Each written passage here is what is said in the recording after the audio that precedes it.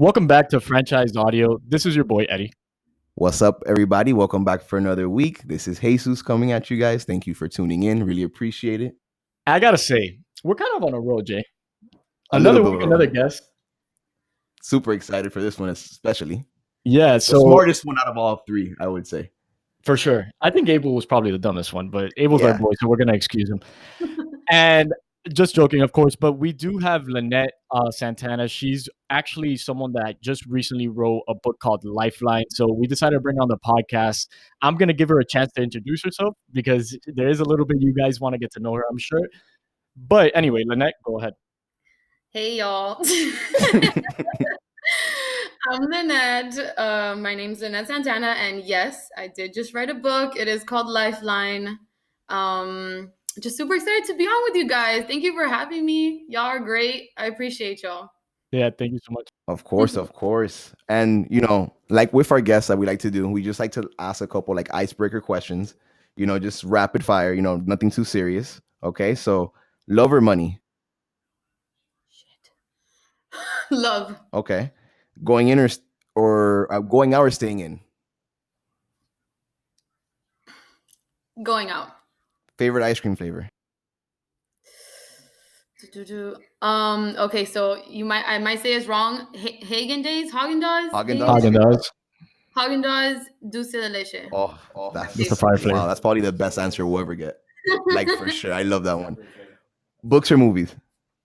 Movies. Okay, I can't get mad at that. Summer or winter? Summer. Tea or coffee? Coffee. Favorite word? Okay. And childhood crush? Oh my God, Edward Cullen. Really? Koala. Everyone loves it. It's the sparkle, man. Everyone loves That it. motherfucker. It's the sparkle. Look, I'll tell you what. Robert Pattinson is just attractive. So, like, I don't know if you guys have seen Tenet. I Yeah, I'm not mad at Robert. He's doing his thing. I can never hate. I had this argument with my girlfriend the other day, and I was just like, Robert Pattinson looks so much better in Tenet and his recent movies than he does in Twilight. Do you agree, Lynette? I haven't seen Tenet, but don't even tell me that because my obsession will come back and I'm not ready for that. Trust me that watch the movie. I think you'll enjoy it. Okay. But just to start off, you're not just like a writer. What else do you do? Tell us a little bit about yourself. Like, what do you do on your free time, and then where do you work? Okay, so on my free time, I mean, I just like to be outside. That's me. I like to be at the beach, go to the parks. I like to like meditate, work out. That's like me 101. Love to be with my family. That's me on a personal note. Professionally, I do a whole bunch of weird stuff. What can I tell you? I don't know how, but I got into nursing school. I'm a registered nurse now, thankfully. Congrats. Thank you so much. I'll be actually starting on Monday on Wow. my nursing career. Yeah, it's crazy. Like just regular But general up until medicine now- or specialize in something? I'm gonna do med-surg orthopedic trauma. So when you come in with your bones No like way. this, that's you might see. Don't break your bones. That's exciting. Be careful out there. Because if you see me, Word to the wise. words of wise, don't break your bones. Yeah, so I'm gonna start that on Monday. But up until now, for the past few months, I've been working with kids who have autism as a behavioral technician. So it's kind of like shaping behavioral issues, and yeah, it's like been super rewarding. And then after that, I just started to write. So I do a bunch of different things, I guess. I don't know how this happened. That's awesome, though. Funny enough, my niece has autism, and I was having this conversation yesterday with my sister because I had seen her again for the first time in a while, and I was talking about how I would be interested in being an RBT. What got you into that journey? What happened? What? I'm sorry. What got you into the journey of becoming a behavioral tech? Okay, so actually, while I was in nursing school, I knew that I wanted to do different things, and I wanted to go into something that had to do with kids. I wanted to go into something that was a little bit faster because I was doing both things at the same time. My best friend just so happened that she was an RBT before she got into nursing school, and she was telling me about like everything that she used to do, like the programs they would run, how the kids like you would see their progress. It was like it was very rewarding to her, and I was like, I'm gonna give it a shot. I'm gonna give it a go. So I went into it, and I'm telling you, if you want to get into it, I 100% will say yes, but be ready for the emotional roller coaster, because you really like take to these kids. I had to break up with my kids this week, and it's like a real breakup. Like, I feel really sad that I won't be working with them anymore. It's hard because you spend so much time with them, and you really get to know them, and you build like this bond. So it's really rewarding though. If you want to do it, 100% go into it. What's been some of like the Awesome. coolest things you've seen on that job? Because I've actually looked into like RBT, not myself personally, but like my girlfriend has, and like people like around me. So it's Mhm. like, what's like the coolest thing you've seen from like just being around these kids and being able to shape these behaviors? I think the coolest thing would be definitely that you start off and you're kind of like awkward because you're just meeting someone new in a sense, and then you become like their best friend. They start to see you as someone they can trust, and then you run these programs with them, and you're like, is this gonna happen? Am I gonna achieve this? And then one day they do it. This is the craziest. And then you're like a parent. Like, one of my kids, I love him so much. And one of the things, yeah, he gives me a run for my money, but he is amazing. He's a genius kid. But one thing that he would struggle with was that, like, anybody will walk in through the door, he won't say hi to you. Like, it's not gonna happen. And if you say like bye, he'll say bye, like get away. You know what I Just mean? kind of more socially awkward. Like those cues just aren't there. Yes, they aren't there. And one day I see him at school, and I walk up, and he sees me, he goes, hi. It's the simplest thing. Hi. And I look at my analyst who just happened to be there. We looked at each other. We all did this, like, and my eyes just got watery. I'm like, I've been with him for 3 months. I finally got him to say hi Wow, you to did me. that. That's so It was crazy. the best moment. That was one. Second moment is hearing him say to his mom for the first time that he loves her. Oh, He that's did not beautiful. say to his mom that he loves her, and I got him to say it. He said it, and she goes, what did you just say? I mean, he's 7, and it took him this long to express his love to his mom. And I was like, I did this. Yes, So it's crazy. It's awesome. That's amazing. That's a really rewarding field. And even me, like, I'm very hands-on with my niece, and she has pretty severe autism, and I'm super hands-on, and the smallest things like make my day. The smallest little things. Like, sometimes I'll ask her, "Hey, did you miss Tio?" And for anyone that doesn't speak Spanish, it's uncle. "Hey, did you miss your uncle?" And she'll look at me and she'll be like, "Yes." And just that reply is something so heartwarming.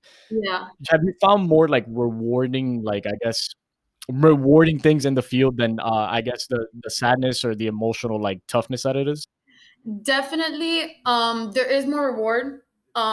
Okay, so if I were to do a percentage ratio, it's like, I want to say a good 60, 50, something like that, on what is patience and trying to get this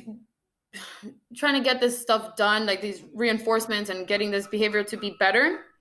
And then the small percentage of the good just so overshadows it, you kind of just forget the bad. Does that make sense? Like, Yeah, it's a lot that goes into it, but then you get these little things, these little words, these little changes, and it just makes it extremely worthwhile. So I would say, even though it's more challenging than simple, the good parts overshadow the difficulties 1,000%. that's so beautiful. Thank Ironically, we're you. talking about kids and everything, right? And your book just so kind of Yeah. happens to like start off with like developmental phases and like, just ourselves and like, how it is that we go about life and like how we need like different things at different like aspects of our life, right? And I essentially wanted Yes. to ask you, right? Because I have like I'm living with someone right now at home, right? I consider like my little sister, right?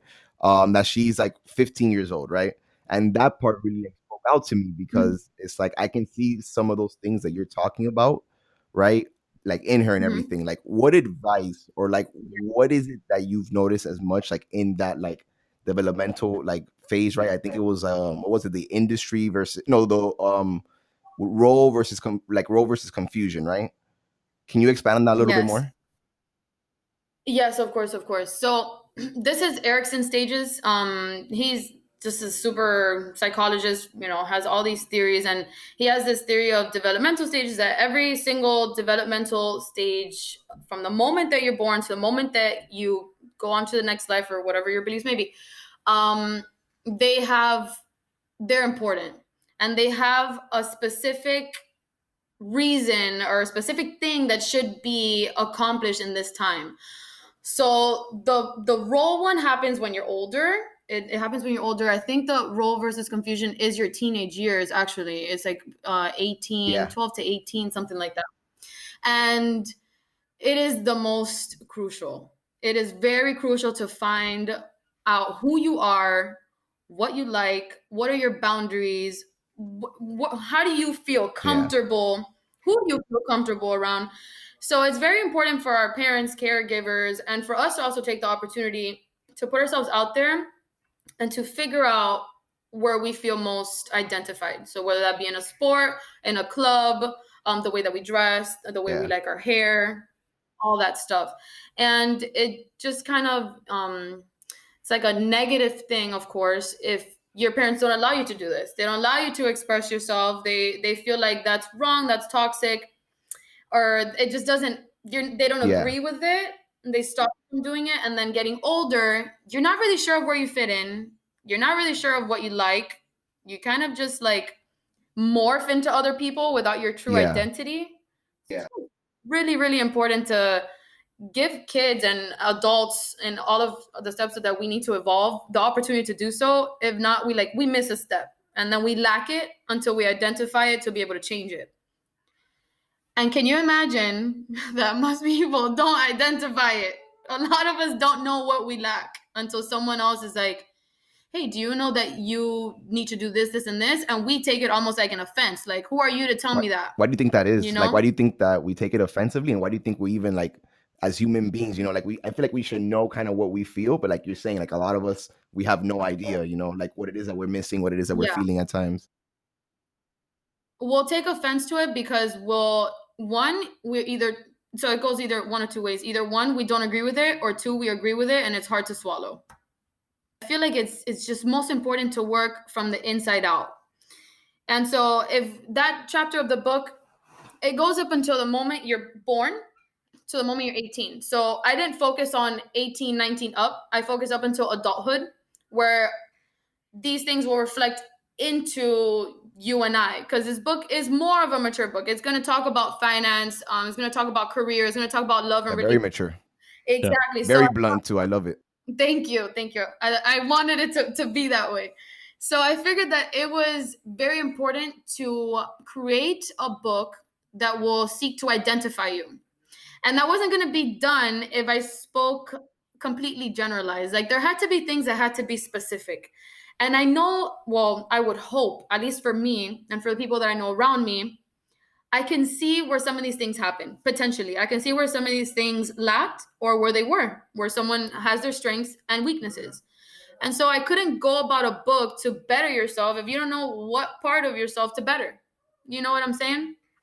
So I had to go back to the younger days. And then that's his theory, Eric Erickson. And then I tied it into my theory of how this would present itself or manifest itself as an adult. So if you read, for example, like you're not really sure of the decisions you make, that might be, industry versus inferiority, something like that. I always get these things mixed up, but that you never really had a chance to make your own choices, for example. So that was my idea for that part. That was the goal of that part. I love that. And then I guess the biggest question behind the actual book is, what made you interested in writing a book like this? Whew, that's a good question. I ask decent questions every now and Yeah, then, I think. I like that question. Okay, so as many of us, know, like you listen to your favorite song, favorite movie, whatever. Usually the concept behind music, movies, art is struggle, is pain, is a bad time in your life. So this book to me was a bit of a reflection of the most difficult times that I've had. Times that I didn't identify with myself. I didn't like myself. I didn't like the way I looked. I was like trying to prove to myself someone that I was not. I was going through a lot of financial struggle. I was going through a self, I guess, revelation, like with my career, just self doubt type of stuff. Relationships, just, Yeah. not. So I was having these conversations with people that I would mostly trust, like my, sister, my best friends, and they had the same issues as me. I was, you feel like, oh, you're alone in this little bubble of X and Y, and then you share it, and someone literally, most people are like, you wouldn't imagine that happened to me. You really are not alone in the stuff that you go At through. all. Yeah, and it's kind of liberating in a way. And I actually put that in the book. I'm like, if it's any, if it's any good, you're not alone. We all struggle through this in unison. The world doesn't give a crap about your feelings, about your bills, your love life. No, it's gonna keep coming at you. You know what I'm saying? So it was just, it was important for me to get this out and structure it, to share it, to have other people not feel alone, and then other than feel identified with someone else, even if it's a total stranger, take my advice. If I'm lucky, someone will take my advice of how I got out of these situations and apply it. You know what I mean? That was, in a nutshell, that book. Like, how did I get out of these things? How did I get out of this rut? How can I prevent you from going into it to begin with, and how can I help you get out of it?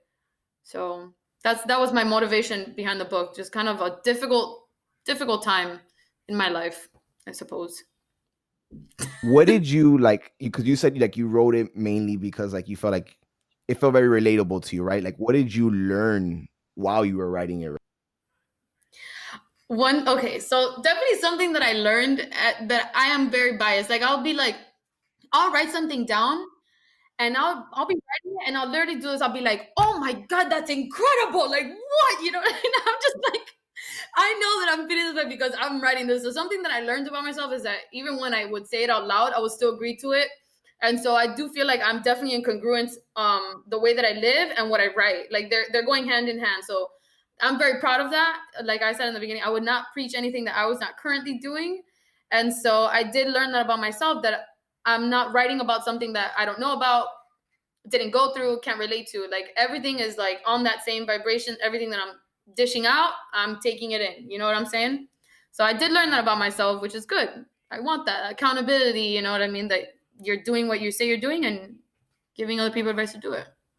That's wonderful.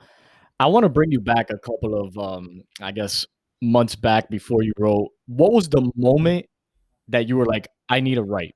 I need to express this. This is important. And if I don't do it, if I don't express it in this way, then I don't know how I'm going to get rid of this urge. What was that moment like?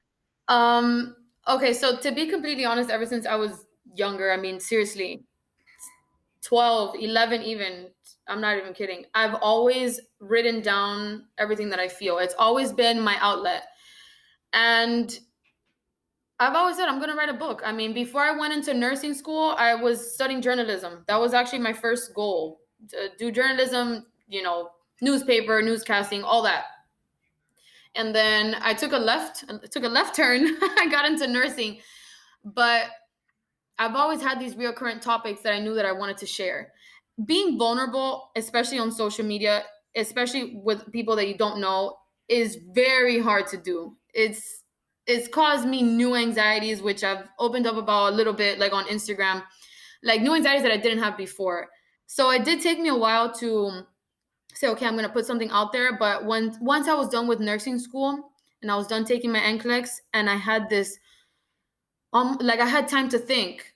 This happens to a lot of people that go through nursing school or through something big. Once they reach this big goal, it's like this, euphoria, like, oh my god, I got it. And then you plateau. You're like, okay, what now? And that kind of happened to me. I had this free time. I had all the stuff that I had gone through, and I was just reflecting on it. And I was like, all right, I'm gonna put this down. Now I have the time to do it. During nursing school, I didn't have the time to do it, and my mind was so clustered with so many things that even if I wanted to put it down, I don't think that I would have been able to. I didn't have the time to. So I had some time open up, and I felt like this incentive to do it, and that was the moment when I had more free time and my mind was more receptive and more clear, essentially. But I knew that I've always wanted to do it. I mean, anyone that knows me, they'll be like, this is something you would definitely do. I always say, I'm gonna write a book. I'm gonna write a book. Until I finally did it. That's amazing. Thank you. What have you loved the most since it's been out? Because you said, it has brought like some new anxieties and stuff. So what's that been looking like? So pros and cons. I think the new anxieties just come from doing something that makes you uncomfortable, which I 100% advise to anyone. It's like that cliche thing. If you're comfortable, you're not going to move. It's the uncomfortability that gets you to do stuff. It's that rock bottom that's like, I got to go up. I can't stay here. You know what I'm saying?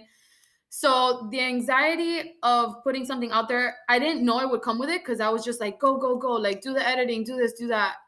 And then when I would read it over, when I had the book in my hand and I read it over, I was like, shit, a lot of people are reading this. I can't believe this, like this and the other. More people than what I thought were interested in it. I didn't think so many people would be interested in it. I thought it was going to be like me, my mom, my sister to buy it. Like I was like, oh my God. So I would literally think, and I would feel it in my stomach. I was like, this is not okay. And I would that was the con. Yeah. Pro is actually seeing people, first of all, get it and hold it in their hands and be like, oh my God, I put a product out there, it has my name on it, and I'm doing this. I can't believe I accomplished this. Like, what? That's I think the biggest pro is that, like, oh my God, I finished it. What? Other people are reading this. Like, this is important to other people. It's not just important to me. That was so cool because I didn't really have an expectation for it. It being like my first project, I didn't have much of an expectation. So pros and cons, just like everything. You know what I'm saying? But Yeah. right, it's worth it. I'm living like a little bit vicariously through you because I really want to write a book too, and my book is definitely going to be about self development. I got to find my own niche in that. But I guess the question I want to ask you is, what's the one thing that now after writing the book, after you look back, because you read a book now you probably want to write another one after you learn more in life. And so what's the one thing you'd look at after writing that you're like, wow, that's a big learn. I'm going to apply this on the next. Okay, so Lifeline it has only 11 chapters and it goes through different branches of life. So if the book is not like one thing or the other, it's really mainly, it's actually everything. It goes from the inside out. It goes from fix your focus to perception to practicing gratitude to working on your physical strength, working on your relationships, finances, finding your purpose. It goes through that, choosing to make a change, all of that. So it's very general. Each topic can be a novel. If Yeah, I were its to own go book for into real. it, it's too much. So my purpose for that book was for it to be like a foundational book, the bottom. So I'm actually working on another book right now, and it'll be out like probably in the next, I don't know, probably 2 or 3 months. It's gonna take me a while, but I'm working on it right away. And my goal is to magnify each topic. So one idea that I have, which is the one that I'm working on right now, starts in the beginning of the book. This focusing on gratitude, focusing on yourself inside out. And I think the first chance that we have to do this is in the morning. So next project will be rituals in the morning to really have a successful life. You know what I'm saying? I So love that. yeah, so one book has umbrellaed, which is what I wanted, the other books that I will come out with. I know that, like, for example, in the business and finance part of the book, to better your life economically, one of the biggest issues with that is getting yourself out there. So that's already in the works. How to seal a deal, how to talk to people, the psychology of saying yes. All of those things are always in my mind, and you live them all the time. You live them all the time whenever you do an interview, whenever you go on a podcast. Now you have to mentally prepare yourself, how to mentally prepare yourself. So Lifeline to me has given me like this crazy jump start, this like, all right, you gotta elaborate on this, because I know that the people that are reading this will probably be like, I need more, and it'll now be up to me to give more.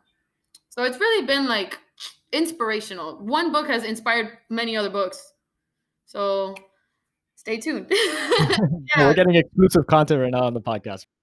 yeah. It's awesome. I would 100% tell you, create your outline, create it, pick it apart and put it together, and you'll be surprised on how many things you get on paper. I mean, you sit there and you're like, oh, I got a little bit to say. You end up with 2 or 3 thousand words in one sitting. Like, how did this happen? You just have, I don't know. It's great. You seem to have like so much energy, right? And like good energy too, right? Like you're staying busy. You know, you're telling us how you like recently got your nursing and everything. Like how do you like how one like how do you keep it like pure, like how it is, like all happy, and like how do you continue to find ways to put it in the right places? That's a great question, actually. So I think that for me, I just am very motivated by my ability to do these things. So that's like number one. When you put yourself to do something and you see it coming alive, you realize that you set these goals for yourself, and almost every single time you surpass that goal, and it keeps you engaged in what you're doing. It keeps you very engaged. It keeps you excited for life. I mean, that's why we get up in the morning. We have to feed this little seed of purpose, you know what I mean? And that's what helps me out. Like whenever I finish something, I'm like, man, I didn't expect for it to go this far, or I didn't expect for these things to come to my life as quickly as they did. And so I try my best to stay in this high energy, high vibration, um to keep these things coming to me, to allow these things to come into my life. You get me? Yeah, But for sure, definitely. what keeps me on that motive part is just kind of like mapping it out in these small goals, little goals, daily goals, and then seeing it come alive. And you can't help yourself but to feel happy. Even if you didn't want to feel happy, you're gonna feel happy about it. You can't, like, it's the best when you feel an incentive, when you feel purpose or identified by something you're giving your time to. Is very fulfilling. I would So have to agree. I want to ask, when Lynette is not feeling high energy, is not feeling great, what's the one thing that she leans to then kind of go ahead and homeostasis back to that mental state of, all right, let's see what I can do. Let's see what I can go next, even if you're not happy. okay.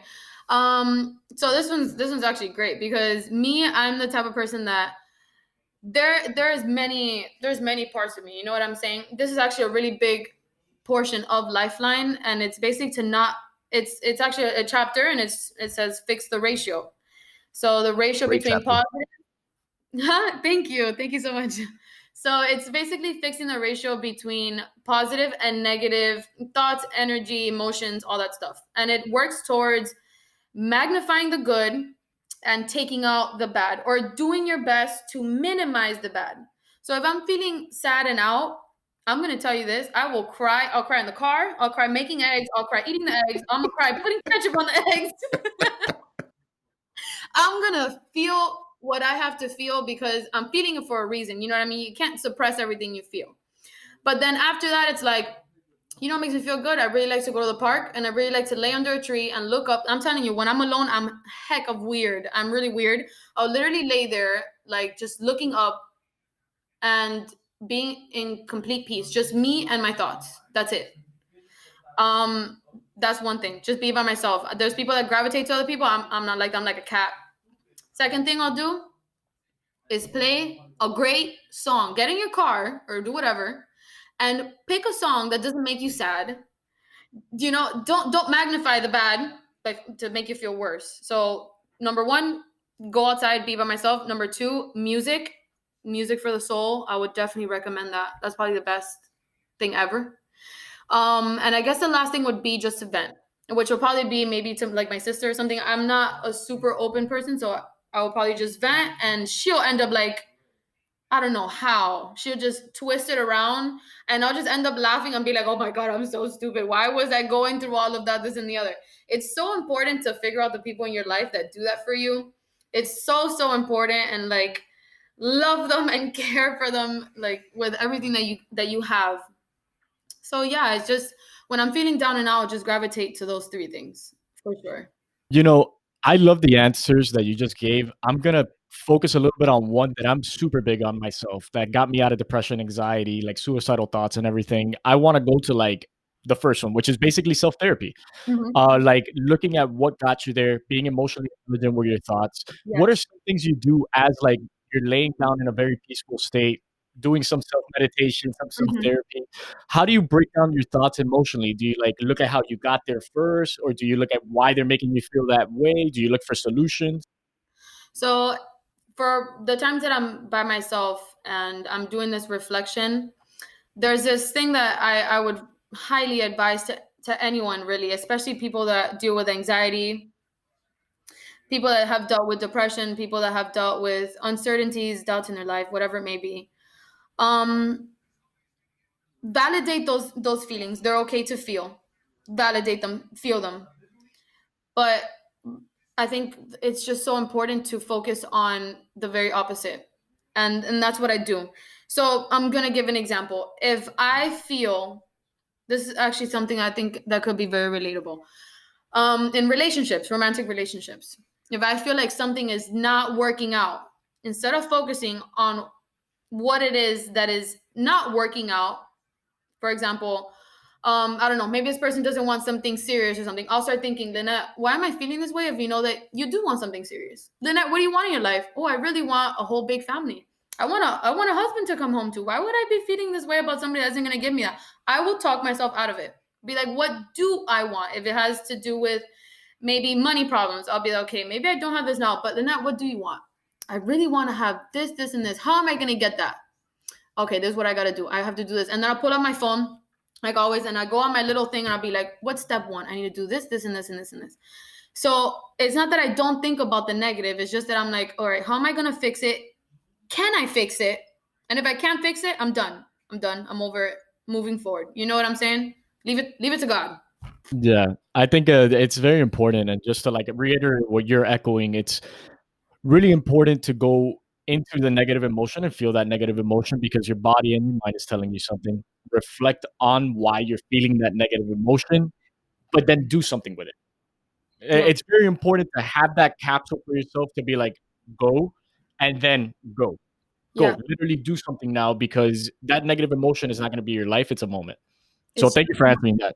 It's just a moment. It's like your emotions, I mean, they fluctuate all the time. If you were to base your life on emotions, ooh, get ready for what you're about to experience. You know what I'm saying? So you have to take yourself out of your emotions sometimes. Take yourself out of that bubble and focus on what is in front of you. What are you actually living? What's actually happened? Is your life ending? Is someone, did someone pass away? It's the building falling? Like, what is really happening? And is it really as bad as what you think it is? You know what I mean? Most of the time it's not. Most of the time it's really not as bad as what you think it is. It's like it's just anything. Life life throws at you stuff that you're like, where did this come from? Why are you doing this? You know what I'm saying? You have to be ready for those things. It's just part of it. A perfect Yeah, life, no one lives a perfect life. So no if such you thing. go, throwing yourself this pity party over the bad things that happen, you're missing it. It's part of it. Just take it in, accept it, and move forward. Just like you say, move forward, take action, change it, get yourself out of it. So yeah. You wrote something in the book that I really resonated with, and I love if you can just go like just a little deeper in, right? It says it is an absolute act of suicide to remain in a state of stagnation, being conscious that everything around you is constantly evolving. Oh my god, I love that one. I know I wrote it. You see what I'm telling you?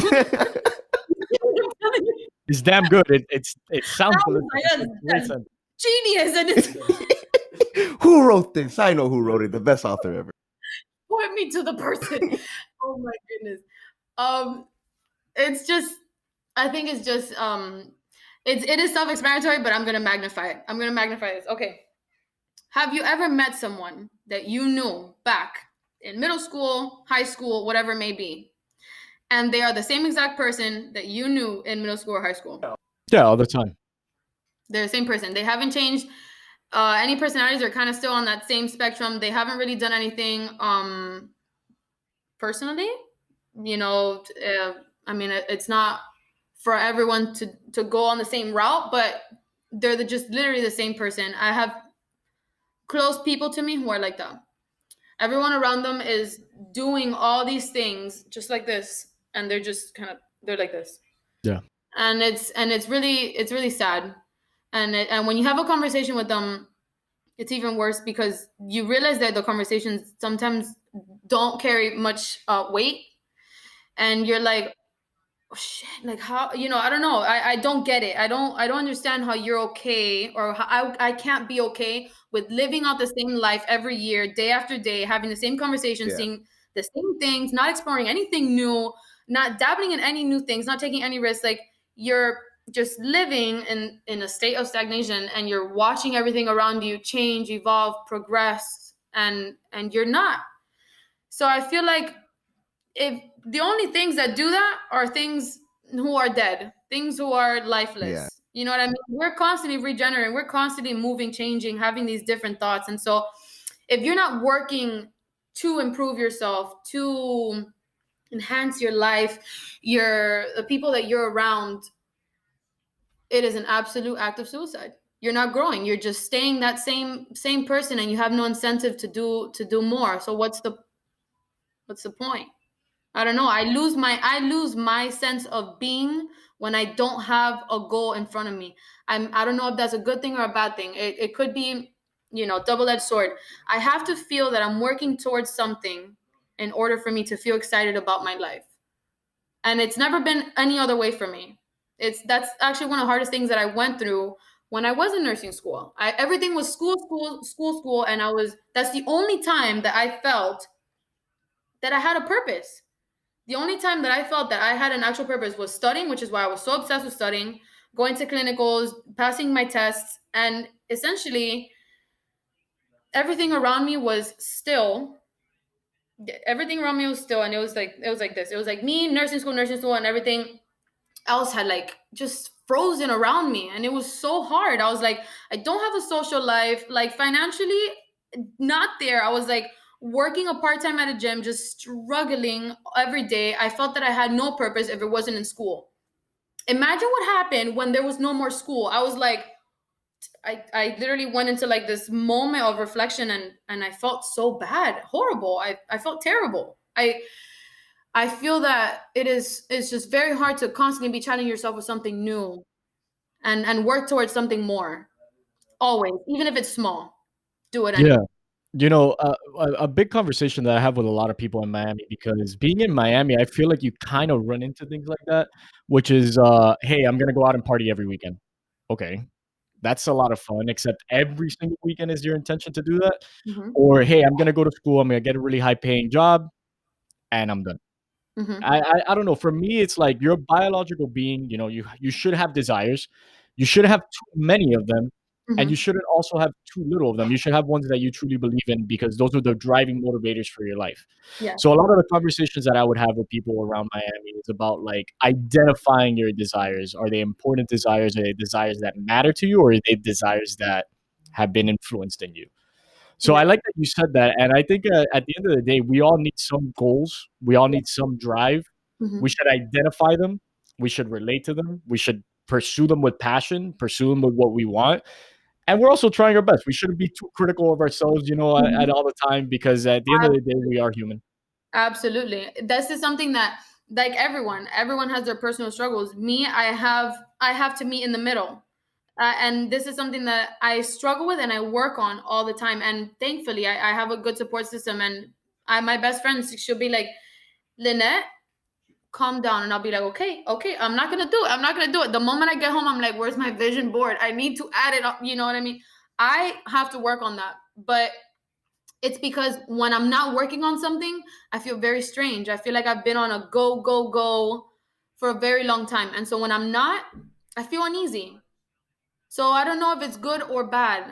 There has to Could be be. a balance. Yes, Yeah. there has to be a total balance between that. And I work on that daily, which is also in the book. I'm telling you, I would not preach something that I was not working on. It's not, santo remedio. I don't know how to say that in English.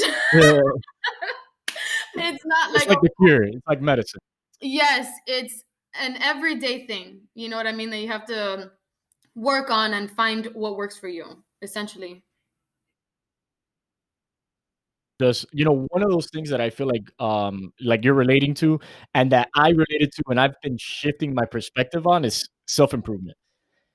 I'm kind of obsessed with self-improvement, to the sense of like I'm too critical sometimes. So I've been letting go of self-improvement in a big way, and what I'm honing my attention to now is curiosity. Ooh, If okay. you're curious, Mhm. you're going to learn. And if you're learning, you're going to change. Yes. Period. If you're not learning, you're not changing.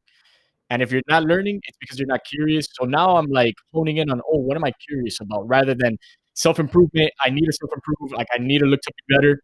I'm Hmm. taking it real easy, and that's helped me with peace of mind. And Yes, I completely agree. I completely agree. Like just kind of take it easy and just be more engaged with learning, much like a child, much like, new curiosity for the world. And that's what changes you. Knowledge is what changes you. Things that you know, that's what changes you. So one goes with the other. And one is less gives you less anxiety than the other. You know what I mean? When you're too obsessed with something, it's not enjoyable. It takes away the enjoyment. So there's a sweet spot. You had said like just a little earlier, right, that with your self improvement and everything, it has to be like a daily thing, or at least for you, you do believe that it needs to be a daily thing. What do you say to those that may be like, that just sounds like too much work? Like, what do you mean I have to be locked in every day? What do you mean I have to care about what I think every day? Like why? Mhm.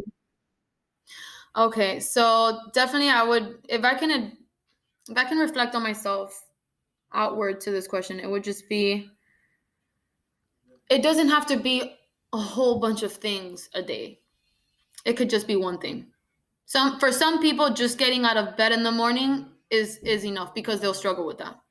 For some people, having a conversation, maybe you're extremely introverted, shy, insecure, whatever it may be, having a conversation with someone is enough. You don't have to do all of these things, you know, all day. Just one thing. Set small goals for yourself, little ones. You know what I mean? Those are your blocks. Those are your stepping stones. Eventually, those obstacles won't be there anymore. Those barriers won't be anymore because of that one little attempt to do it. If it was successful, yay. If it was unsuccessful, try again. You know what I mean? So I would definitely advise to just not drive yourself crazy over being the perfect person. There is no perfect person. There's no perfect life. It doesn't exist. So just be the best that you can every day. And if you have a bad day, cool. Try again the next day. By God's grace, if we have the next day, there it is. Try again. So just little by little, take at least one step. You know what I mean? Do one thing that you feel accomplished for in a day. We are very fortunate to live another day, and so I'm just very big on taking advantage of that, taking advantage of every day, because you don't know when it's going to be your last. I know that's deep, I know it's depressing, I know it's terrible, but it's the It needs to be truth. heard. Welcome to reality. It's crazy. I wanted to ask, what's like, because we talked a little bit before the podcast, and you were talking about, like now there's like new insecurities and stuff like that with writing or with expressing and being vulnerable, especially on social media, because I feel like social media has become like this big comparison culture. And now, like, you're judged instantly for your opinion or not having an opinion. Mhm. So, what's something that you're navigating now that you're insecure about that you weren't before? Or what is your biggest insecurity as you're venturing into this field? Definitely, definitely. Okay, so social media for me, as I think it is for many people, maybe I'm wrong. It's just kind of like this highlight reel of all the good things that happen in your life. I never share the bad things that happen, and when I mean never, never. I've gone through breakups, ups and downs. You will never find a post on my page that says whatever is gonna say. Never. It's like if it never happened. If I'm struggling financially, I'm not going to put something on there. If my car broke down and overheated in the middle of the 836, I'm not going to put it. So social media has always been like your best angle.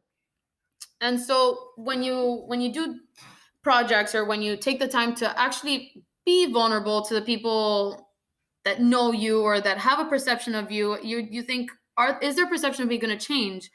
What are they thinking about this? Do they even think that this is good content? and and then those are the new insecurities that come forward. I don't know, I've always been very like, keep your private life private. As you should.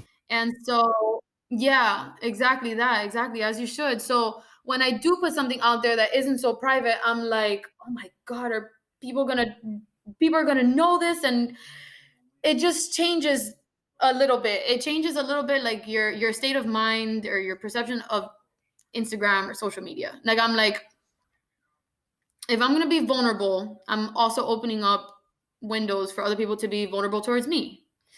You know what I mean? So I can't be out here telling you how to live your life if I'm not even telling you about my life. So it's like there was no other way to create something than by not putting myself into it. In my opinion, I couldn't find any other way to make it relatable. But it did come with insecurities. It did come with, oh my god, like I had a portion in there that I wrote about this time that I broke out in like this severe horrible acne. I did everything in my power to hide that from social media. So for me to be like, yes, this happened, I was like, I hated this time in my life. I can't even believe I'm writing about it. But I'm like, I know so many people have struggled with this. Like this, somebody else, this younger person or younger version of me will be like, oh my God, she got out of that. She's not there anymore. She's feeling better about herself. Like there's a brighter day ahead. And so I had to do it. I had to do it. But it came with feeling a little bit anxious about what other people would think. I don't Right. know. No, Yeah. that answers the question. Thank you so much. No, you're welcome. Thank you for asking. My favorite chapter in the book is the whole like um Hawkings versus Einstein chapter. Mainly because like as someone that like grew up with like his own set of insecurities and still to this day I still have to battle through whatever they still look like to this day, right? I remember like I Hmm. was just someone that always felt and knew that life was happening, right? Like life was happening to me and things of that nature, but I didn't have a good sense and grasp of like why or how I should like go about it, right? So it just really resonated with me Hmm. everything you wrote in that chapter because I feel like it gives people a good base of like really being able to understand like their exterior and like what's going on around them and you know how they can be reactive to those things and really like the fact that we're reactive is really the only thing that we have. It's the only thing we can control. Yeah. The only thing that we have is our instinct to survive. That's the only thing we're naturally given. You know what I mean? You're naturally given your capable body. What do you do if your body's not capable? We're most of us are gifted with an able mind. What happens when you go through X and Y and you are now presented with mental illness, mental health problems? What do you do now? How do you go about your life? So that there was it's just a small amount of the book that talked about Einstein versus Hawking, but it was just to set the tone for understanding that the world changes around us or changes within us. And what are you going to do about that?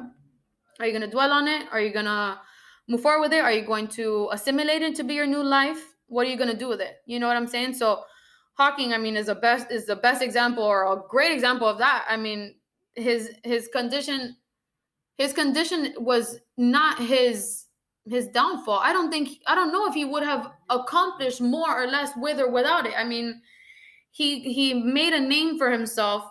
He created inspiration for other people that may have that same disease within all of his theories and all of his new findings. Like, oh my god, when I get up in the morning and I have a headache, I'm like, that's it, my life is Yeah. done. It's done, it's over, I'm staying in. The smallest things. And then you have these people that are so greatly inspirational, like people that maybe have had cancer before, people that have had an amputated leg or whatever it may be. I don't know, so many things that can happen. How do you go about your day? Like, and that's what he was talking about, your level of intelligence is really based off of how you can assimilate a new outer world and make it to function in your Yeah. favor. This really can indicate how smart you are. Where are your survival, where's your survival mode? What can you do with, sometimes life doesn't throw you lemons. Sometimes it throws you like rocks and stuff. And what are you gonna do about it? You know what I'm saying? Build a house. Sometimes you're just like, where did this come from and why is this happening to me? So I do love that part of the book too. But again, don't take my word for it. It doesn't make sense for me to say that. I hate when I say things like that. But I did like it. I liked writing about it. I enjoyed that part. Yeah, for me, Stephen Hawking is one of those like really inspirational people. I've read his book and I absolutely love his story and his life journey because yeah, he had this disease, but it wasn't what defined him. Ultimately, what defined him was he was a genius physicist that developed a lot of theories and explained a lot of theories in absolute beauty in his book. That I mean, I recommend that book to anybody that's trying to Have get you into seen the physics. movie? And the movie's really What's it good called? too. Yeah, and I've Eddie watched with it like 5 times. I'm the over it, theory of but I everything. love that movie. It's The called theory of everything. The All right, Theory I'm of gonna watch it after this. Everything. And it's a great movie. Get your tissues out. It's so good. It's So good.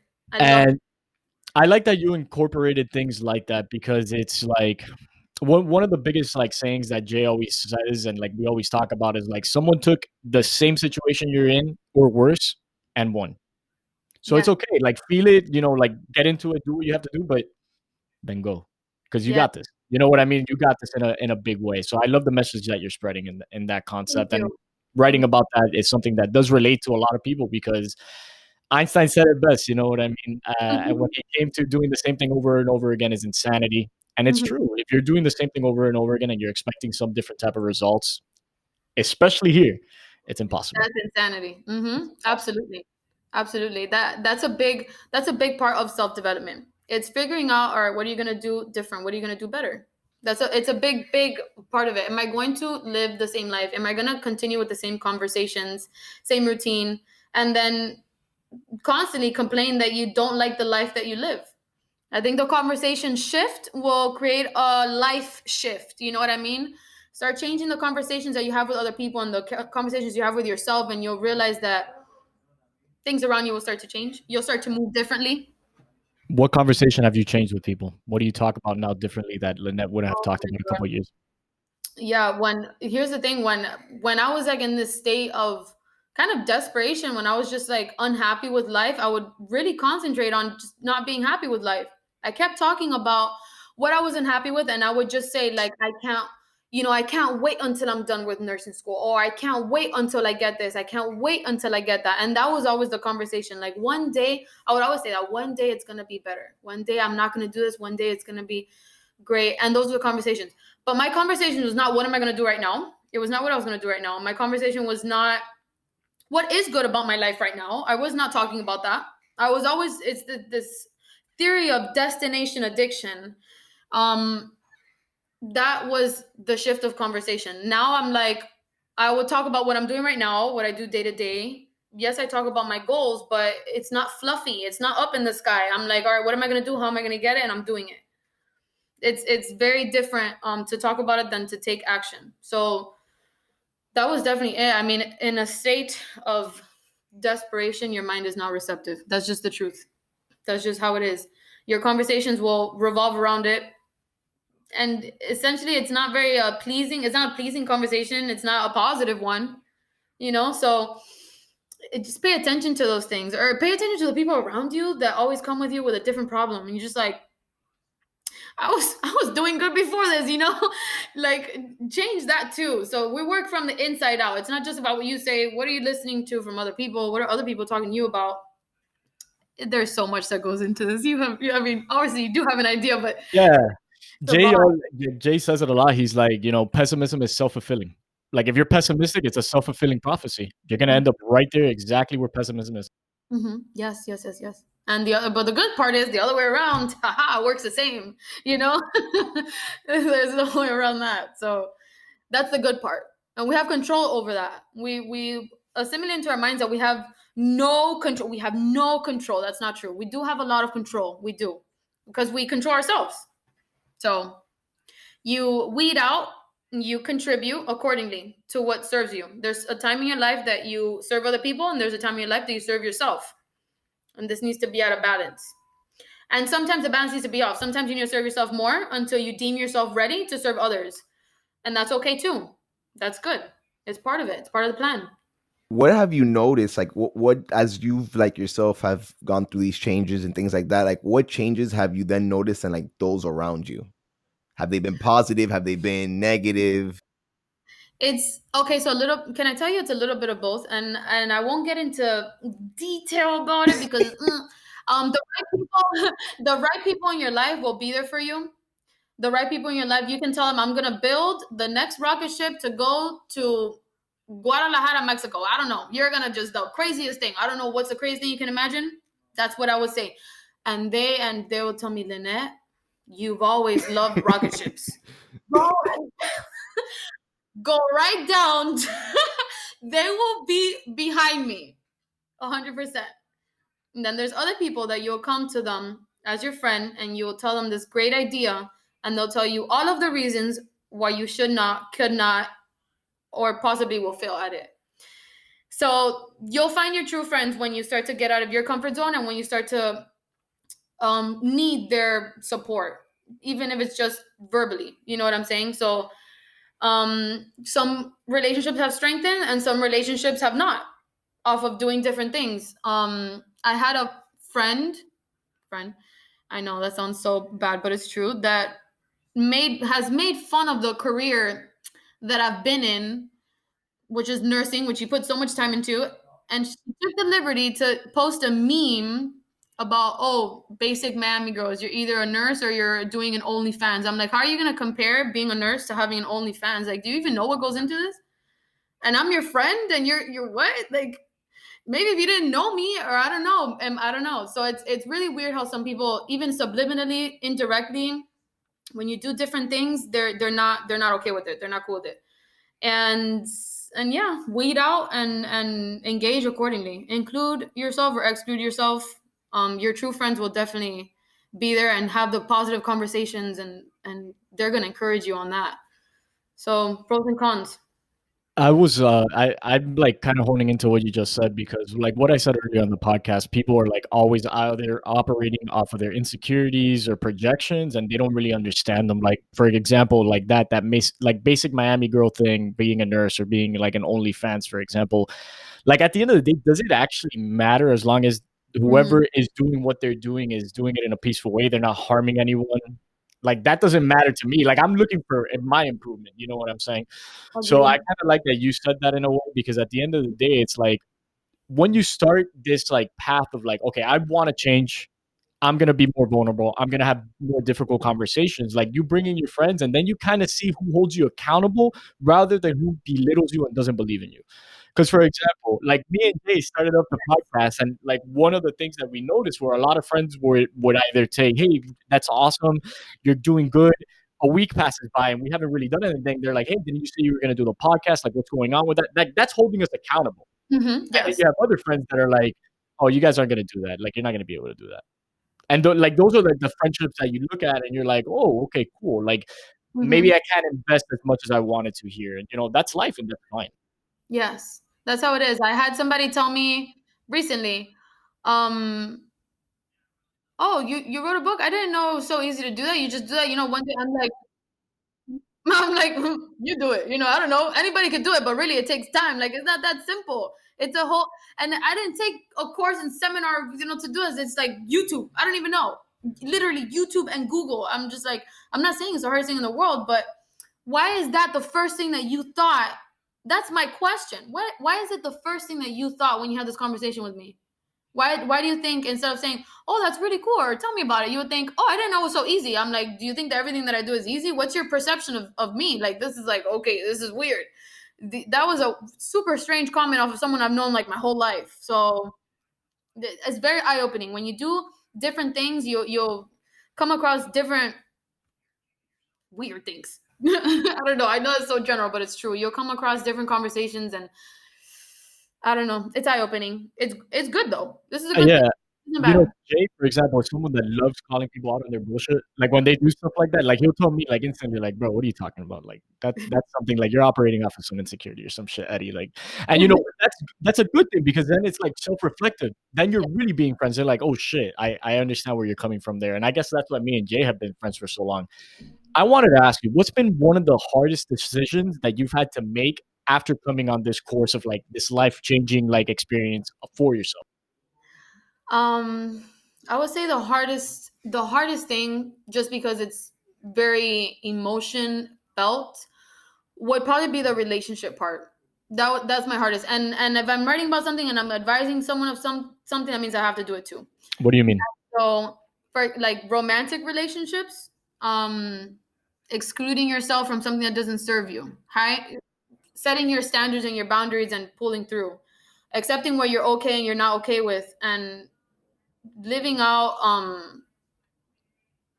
engaging with people, especially in romantic relationships, that will serve you for more, or serve you for value and respect. You know what I mean? So it's hard to fight yourself. Sometimes you want to maybe talk to someone, or maybe you're like, dang, like I just really miss this person or something, and you don't. For me, if I'm writing about it, I'm not gonna do it. I'm like, I don't deserve that. All right, cool. I'm not doing it. So that's one of the hardest. That was actually one of the hardest things because romantic relationships are very personal. You know what I mean? So it's one of the hardest things. Like I would say that has been the most difficult one. Like in this book, reflecting to my life, to take my own advice, it would be that. Say your story out loud. Are you proud of it? No? All right, keep moving. You know what I mean? So that one's difficult for sure. I think I'll probably say the second most difficult one will maybe be the whole economic part of it. Practicing delayed gratification as opposed to instant gratification. That in itself is a task and it's a work in progress. It's a work in progress to think about your long-term goal as opposed to what you want right now. It's very difficult to do because you're human. You want to feel good, feed those endorphins. Woo, oh yeah, I'm gonna buy this and I'm gonna go here and I'm gonna go to this restaurant, whatever, blow this much. And you're like, wait, Lynette, what's my bigger goal? What do I really want? It's hard to pull back. So I think those are the two things that have been very difficult, and that it's a work in progress, something that is a day-to-day thing. Do you think the romance for you is probably a little difficult because like you know so much? You know what I mean? So it's like you're looking at things like maybe too critically. I know that happens to me. Like when I Yeah. learn something and like let's say I learn like the science behind Yep. something, the psychology behind something, I like kind of get married to like the theories and everything. I will literally be like you're having a conversation, I'll be like, I'm part psychologist, right? I know you're lying. I'm like, what? I'll be like, you looked away from me. You're not telling the truth. Look at your posture. That's Yeah. not correct. Yes. Yeah, it's crazy. It's crazy. And also, I'm not. Listen, I'm not the smartest person in the world. I say the darnest things all the time. I don't know where I get. I once said that the president is in Tallahassee. I am not the smartest person out here. Okay, but what I will say is that when you engage in more, when you have different perceptions of the world, when you have different knowledge, when you have, I don't know, just different areas of liking, it's a little bit harder to carry on empty conversations with people, and a lot of people love empty conversations. They love small talk, and you're just there like, I don't care. You know what I mean? And it's really hard. It's hard to have a whole full conversation with somebody that you feel like, I really want to keep talking to you. You know what I mean? So yeah, it is hard. It's difficult. I think one of the things, and I for anyone listening to the podcast is really what I'm sharing. One of the biggest things that I do in my relationship and in relationships in general was setting the standard for the things that I wanted, and it's not much different for the things I want for myself, which is honesty, communication. Those are Mm-hmm. two big things, and loyalty. Yeah. And I expect that from myself. So, meaning communication, I'm communicating with myself. I'm talking to myself logically about the things in my life.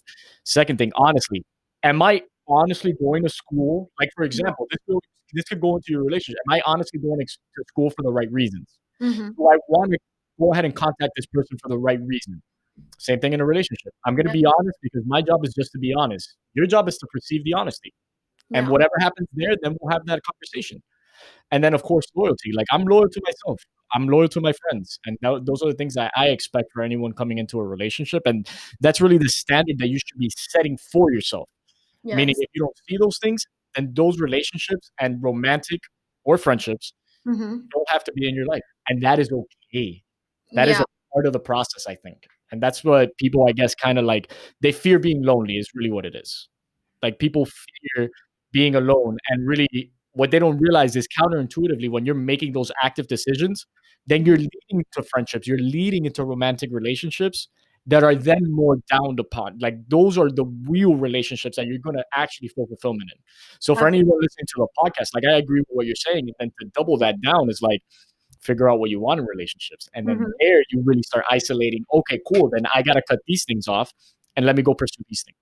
Yes, absolutely. There is a part in Lifeline that it's in the relationship part. It's called Land of Love. That's the chapter, and it talks about the different kinds of happiness. It talks about when you're in a relationship, you have these feelings of love and warmth and this euphoria because you're in love, you're infatuated, you're in this train of chocolates and balloons. I don't even know. Just The mushy beautiful, stuff, beautiful. all the feel good stuff. Yeah, all of the beautiful things. That's the kind of happiness that you have. But this kind of happiness, although it's incredible, it's fed off of somebody else. So what happens when you're alone? You don't have these things. You have a different kind of happiness. There's two, in my opinion, there's two different. And the second one would be the one that you feel that you're at peace with your life. You're living in congruence with your life. You say you're gonna do something, you do it. You feel a sense of peace, calm, liberty, freedom. I mean, all of the above. It's a different kind of happiness. But people don't identify these different kinds of happiness. They feel like, oh, I'm not in a state of this euphoria love train. I'm empty. I'm lonely. I'm incomplete. All that, Codependent. exactly. So it's very important to learn who you are as an individual, learn how you are as an individual, so that when you don't have that codependency, when you don't have that chugging train of love, you don't feel like an alien. You don't feel like, who am I and where do I do? You know what I'm saying? There's two different kinds of happiness that you feed off, whether internal, so alone, or external with a partner, that should be allowed. It should be magnified. It should be taken advantage. It should be, you taste it. You know what I'm saying? That's just how it should be. You're not always going to be with someone. You're not always going to be with someone. Literally. This is a literal thing. I mean, Yeah. even if you're always in a relationship, you have time for yourself. What do you like to do on your free time? You know Have what I'm some self identity within your relationship identity is really what you're stating. And I think that is like, completely different things. that is Yes. so important because Yes. who you are outside of the relationship and far as what you're doing is very important to then build into your relationship. Like you can't Exactly. give into your relationship if you're operating at a negative. Exactly. And it's really important to know yourself. For example, I'm gonna put myself as an example. I am somebody that when I'm feeling maybe sad or whatever, if I'm feeling some kind of way, I like to exclude myself. I like my personal space. I love being with my friends. I love feeling free. I can have a conversation with the wall if you let me. I'm just like, I'm very social. If this is how I am as a person, if I'm with someone that doesn't is not okay with me talking to a whole bunch of people, is not okay with me being with my friends, is not okay with me going and doing things alone, we're not here. Yeah. You know what I mean? This is also how you can reflect with the other person. Compatibility. How do you know if you're compatible with somebody if you don't even know who you are? You know what I'm saying? So it's like one goes with the other. They're just very important, very, very important. Understand your inner happiness, understand your outer one, and love them both. They're both part of you. You're able to do both. So it's a win-win. It's not a tragedy. It's not a tragedy to be alone. It's not. It's kind of liberating, honestly. And also, the worst part of that is that when someone does come into your life, you're like, do I want to give this up? It's crazy how the shift happens. It's incredible how that happens. You're just like, I'm really enjoying right now. What are you gonna bring to the table? Now you get to pick. You get to pick. The ball's in your court. I'm like, am I gonna give up this life that I have right now to bring you in? And that's how you know you're with someone special. That's how you know that you're with someone that you really like, when you figure that a life with them is better than the life that you have built alone. It's incredible. All have triggers, right? So like what do you Yeah. do to help identify those things that might be putting like those things in jeopardy for you? All right. So if I'm, for example, like right now, if I'm doing the whole inner love and inner happiness and all of that stuff, there may be times that I feel like, it would be nice to have someone next to me right now. That's what I would think. It would be nice. And then I look around me and I'm like, I'm here with my family. What am I talking about? What more do I want? Yeah. You know what I mean? That's just kind of how it is. And then the other way around, when I have been in like long-term relationships, that I'm like, I would really wish that I had more, maybe freedom, or I wish that I could do this or do that. And then I'll be like, what are you talking about? Look at this person next to me. Like you're amazing. So it's like it really depends. It depends on what part am I in. Am I with somebody? Or am I by myself? When I'm by myself, it seems like the triggers the triggers of that I would identify that I'm living in that, I don't know, vibration would hold on, give me a second, would definitely be that I feel completely happy and I'm going about my day and I'm like, oh my God, I've gone my whole day alone and I'm happy as heck. It's so liberating.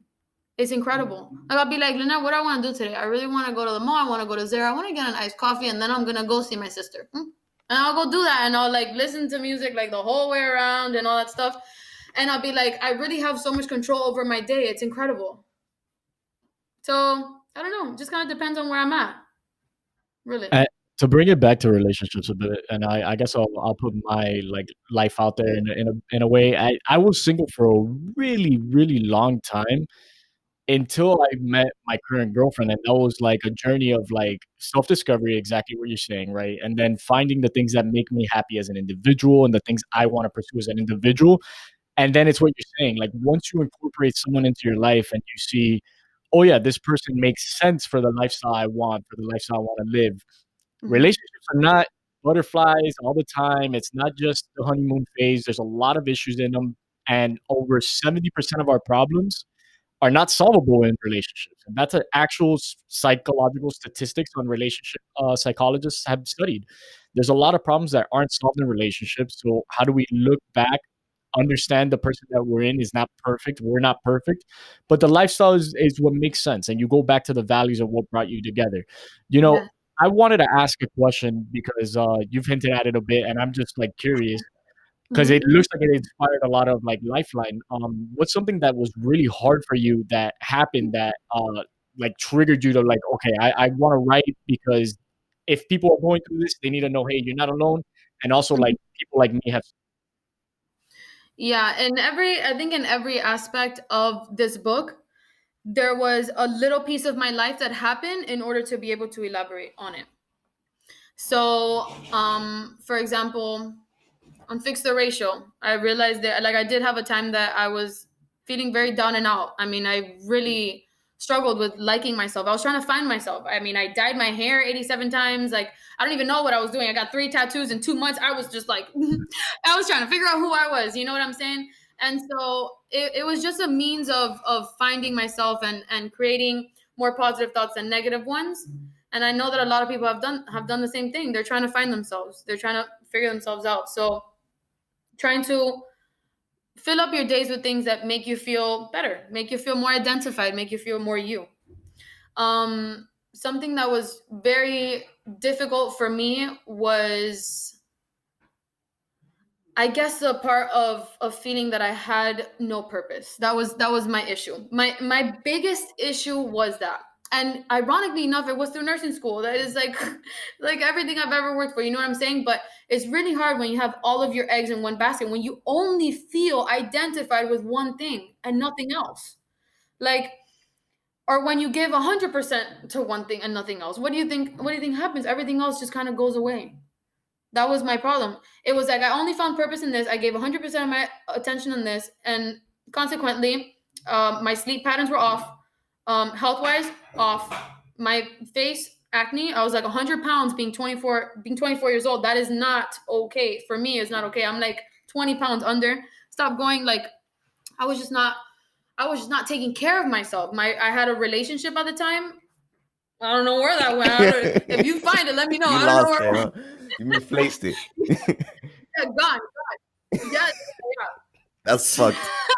So you really, that was my problem. Like I put so much into one thing, and essentially everything around me kind of went away.